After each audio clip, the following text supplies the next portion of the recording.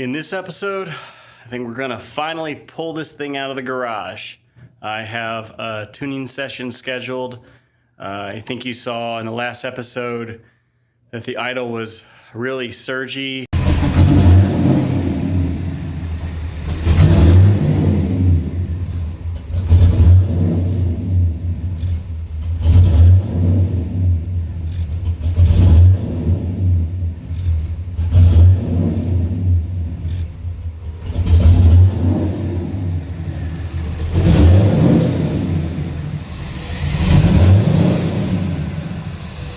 I messed with it a couple of times and couldn't get it quite figured out, so hired the help of an expert. So he'll be doing some remote tuning. Assuming that goes well, we're going to be able to at least take this thing out from the garage and take it for a little drive, do some data logging, and then possibly some more tuning after that, is the way I understand the process. So I'm excited that we're at least going to be able to take this out and check it out on the roads, at least the roads of my neighborhood. Real quick, before we get our tuning session started, I haven't changed the oil since I first started it up, so it's got, assembly lube and things like that mixed in there. So it's been warmed up a couple times. It's time to go ahead and swap out the oil to some fresh, full synthetic oil so we can have this thing ready to run.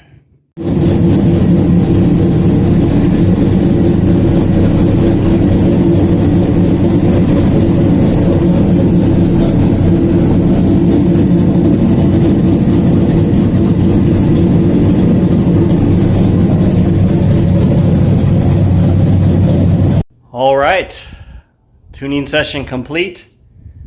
We're having a little bit of an issue getting it to return after you blip the throttle back down. I think you got that figured out, but there's still a little bit of a question on whether or not there's a vacuum leak here. I don't think there is. I've kind of gone over it and I don't see anywhere. It's a pretty simple system. I don't see anywhere for there to be a vacuum leak. I don't know if the breather system here is going to cause a problem or not with the way this works, and if that would be causing a vacuum leak. I don't think so. But he said it's time to go take it for a drive, so we're going to get this thing down off of the jack stands. And I've cleaned a slot out through the garage, even though it's still quite a mess. I'll clean that up later. I want to get this thing on the road for the first time in 7 or 8 months.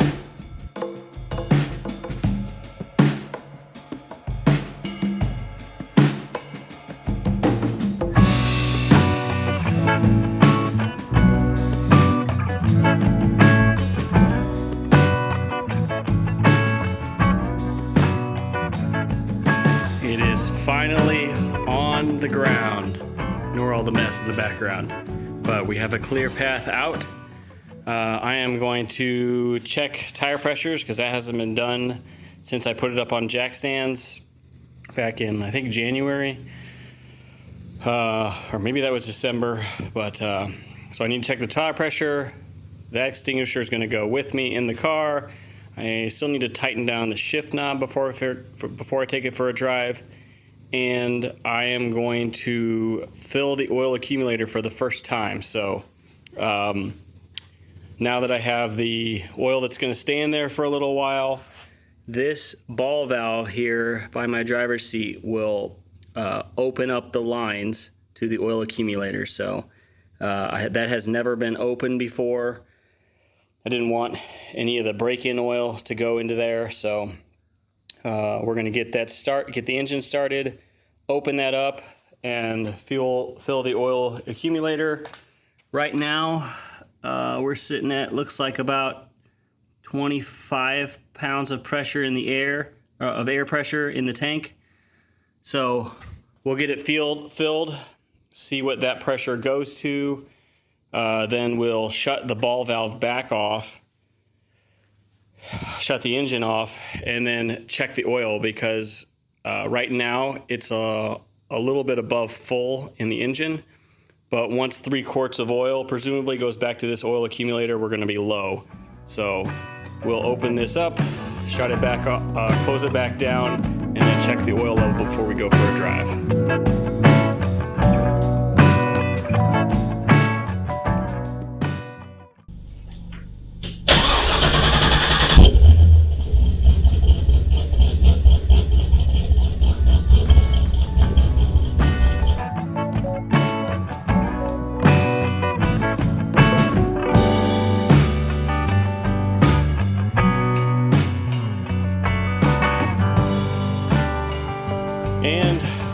After filling the oil back up, it looks like it took about 10 quarts, maybe 9.5, but after filling the 3-quart accumulator and all the lines, I added almost another 4 quarts to the 6 quarts I put in there, and basically emptied a second 5-quart jug. So I'll have to put that in my notes for the next time I do an oil change.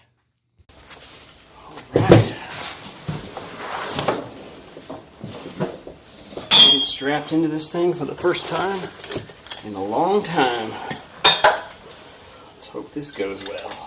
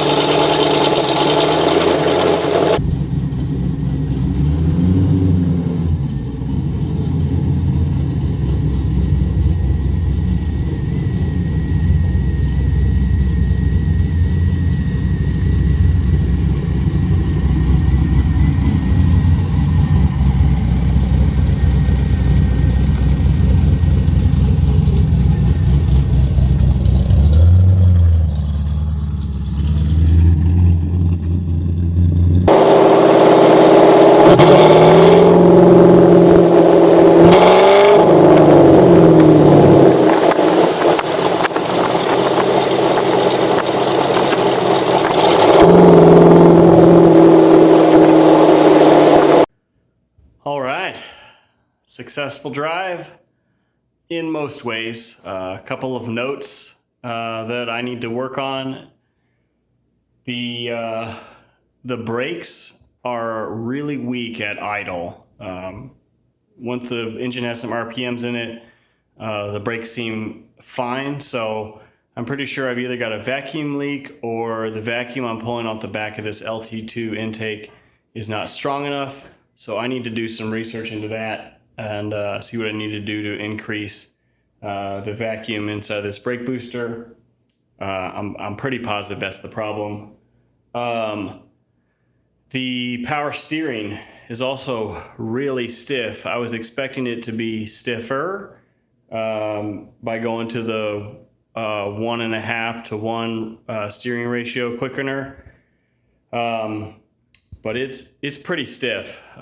So again, I don't know if I need to make an adjustment to this steering pump here, but I'm gonna see if I can increase the strength of this steering pump a little bit or something. I need to do some research to figure out if there's anything I can do about the stiffness of the steering. Other than that, it seemed really good. There's a couple of tuning adjustments that are going to need to be made. I made some data logging, and I'll let this sit here for a little bit and see if anything seems to be leaking. Quick check, initial check, everything looked fine. So, but now that we went for a little 10 or 15 minute drive, we'll see how it does. But that's going to do it for this video, guys. So thanks for watching. I'll see you on the next one.